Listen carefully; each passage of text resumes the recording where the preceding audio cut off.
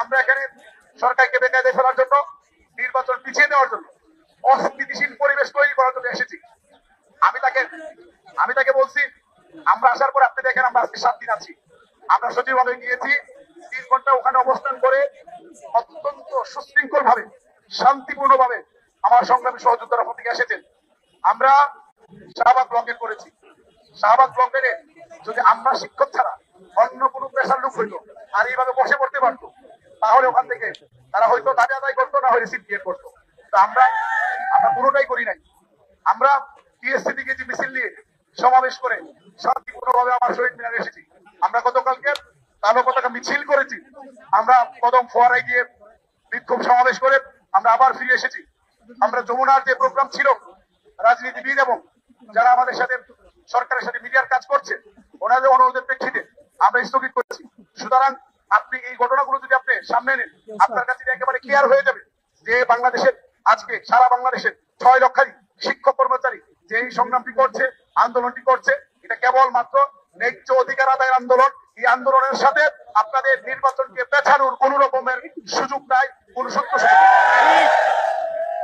তিনি আমাদের কথায় বিশ্বাস করেছেন, তিনি আমাদেরকে আশ্বস্ত করেছেন আজকে অথবা কালকের মধ্যে বিএনপির হাইকমান্ডের একটি প্রতিনিধি দল আপনাদের সাথে, আপনাদের দাবির সাথে একাত্মতা ঘোষণা করে বক্তব্য রাখার জন্য তিনি প্রেরণ করবেন।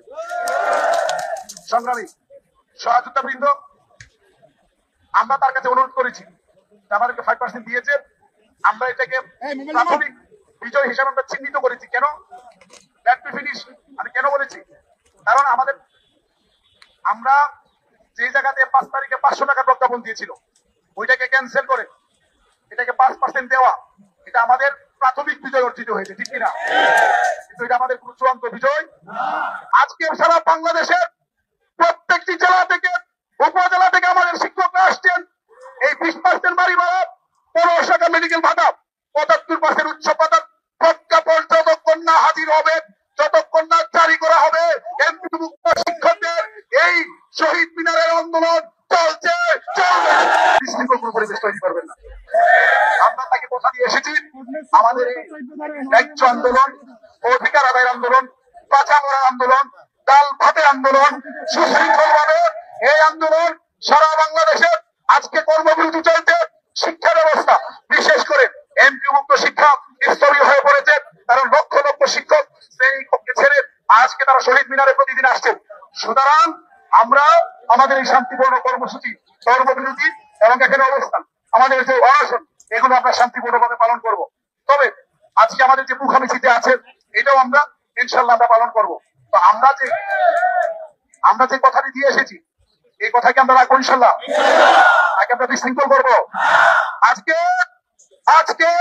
এই 6 লক্ষাধিক শিক্ষক কর্মচারী পরিবারের সাথে বাংলাদেশের সকল রাজনৈতিক দল এখন বলা যাবে, কারণ যেহেতু জামাত এনসিপি থেকে শুরু করে বিএনপি যখন চলে এসেছে, এখন আর কোন রাজনৈতিক দল বাদ নেই। সরকারকে বলবো, আপনারা কিন্তু এই রাজনৈতিক দলগুলোর সমর্থন নিয়ে আপনারা ক্ষমতায় এসেছেন। সুতরাং এই দলগুলো যেহেতু আজকে একাত্মতা ঘোষণা করেছেন, সুতরাং আপনাদেরকে বুঝতে হবে এই দাবি 6 লক্ষাধিক শিক্ষক পরিবারের দাবি না, এই দাবি বাংলাদেশের সকল মানুষের দাবি।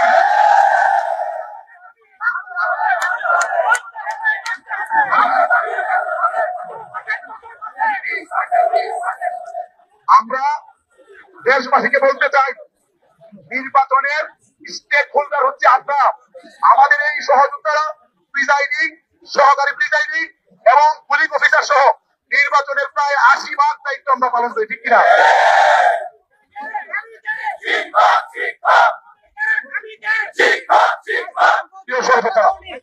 আমরা সবাই সতর্ক থাকবেন করে দেশকে আরেকটি কালো অধ্যায়ের দিকে কেউ যাতে চক্রান্ত করে না নিয়ে যেতে পারে।